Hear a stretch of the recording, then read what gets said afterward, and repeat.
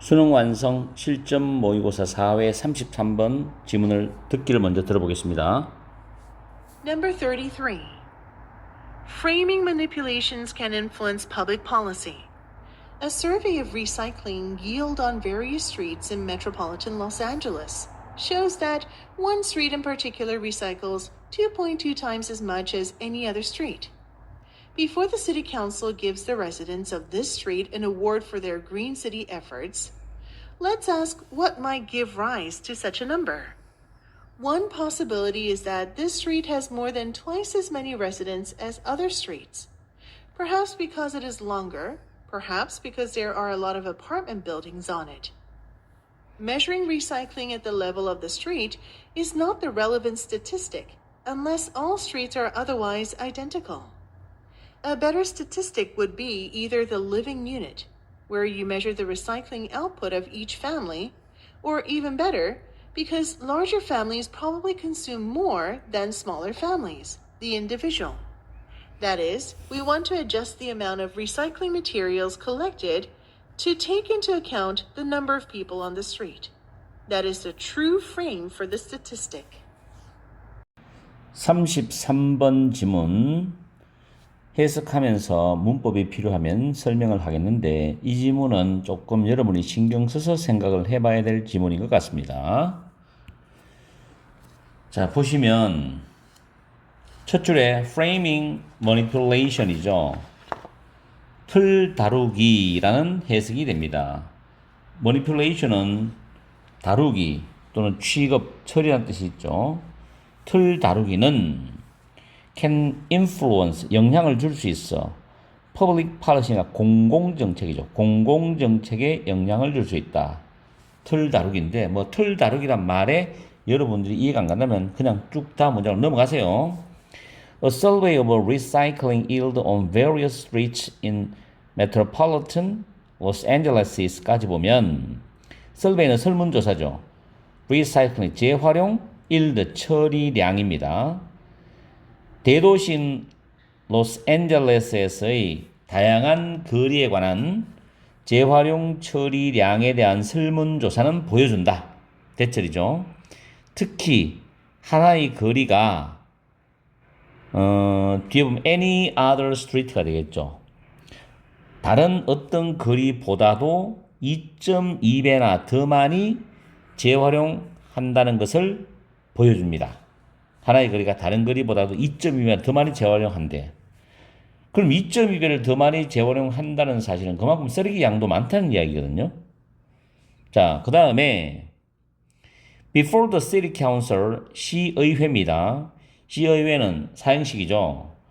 이 거리의 거주민들에게 상을 주기 전에 그들의 그린 시티 에포트는 친환경 도시를 위한 노력입니다. 그들의 친환경 도시를 위한 노력에 대해서 상을 주기 전에 Let's ask, 물어보자는 거죠. What might give rise to such a number이죠. 무엇이 그런 수치를 만들어낼 수 있었는지를 한번 물어보자는 겁니다. 그런 수치란 건 2.2배 이상이 되는 거죠. 2.2배. 한 가지 가능성, 여기서부터 여러분이 잘 생각해요. 한 가지 가능성은 대절이다. 비동사는 접속사죠. 이 거리가 has more than twice as many residents as other streets. 다른 other란 복수명사인데 다른 거리에 2배 이상이나 많은 거주민들을 가지고 있다는 거예요. 한 가지 가능성은 이 거리의 주민이 다른 거리보다 2배 이상의 거주민을 가지고 있다는 거예요. 사람이 더 많으니까 당연히 쓰레기 양도 많이 나오지만 그 과정에서 재활용도 더 많이 하겠죠. Perhaps, 그걸 줄이니까 아마도 because it is longer. Perhaps because there are a lot of apartment building on it이죠. 그 거리가 길이가 더 길어. 사람들이 많이 많겠죠. 주민들이 많이 살겠죠. 또는 아마도 그 거리 위에 많은 아파트 건물들이 있기 때문일 거다. 그래서 다른 거리보다도 2배 이상의 많은 거주민들이 있어. 이게 한 가지 가능성이다.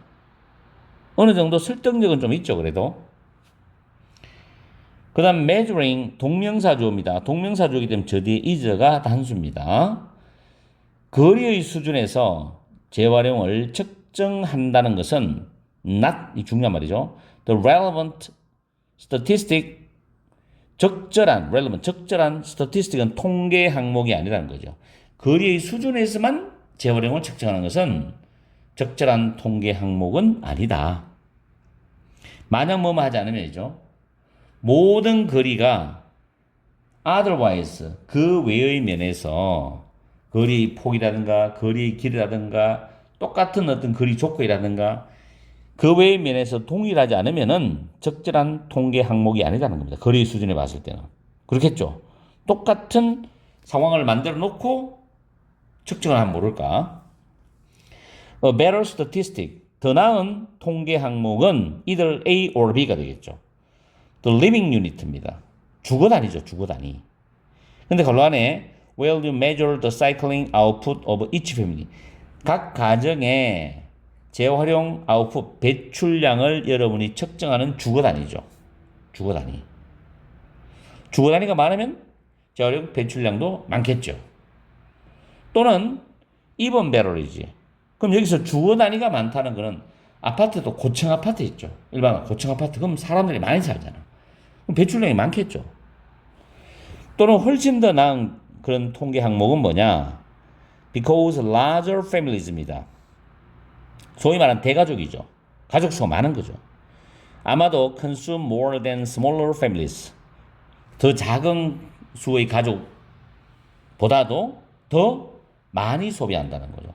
당연히 가족 수가 많으면 음식이라든지 여러 가지 생활용품도 쓰는 게 많겠죠. 그럼 그에 따라서 재활용도 많이 배출이 되겠죠.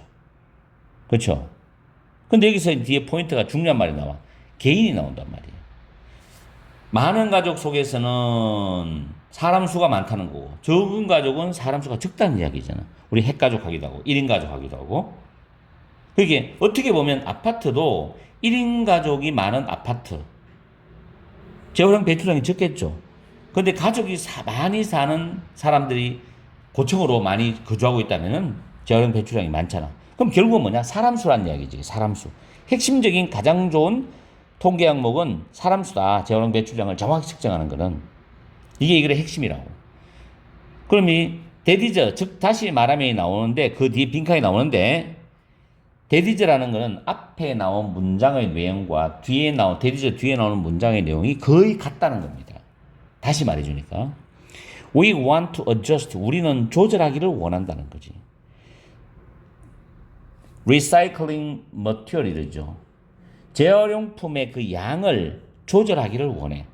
collected, pp죠. 수거된 재활용품 양의 양을 조절하기를 원한다. 뭐 하려고? 고려하기 위해서. take 목적어 into account인데 목적어가 뒤로 빠져나갔어요. 빈칸으로. 그래서 빈칸을 고려하려고 수거된 재활용품의 양을 조절하기를 원한다는 겁니다. 그럼 그건 뭐냐? 재활용량은 위에서 말했지만 개인들, 사람 수가 되겠죠.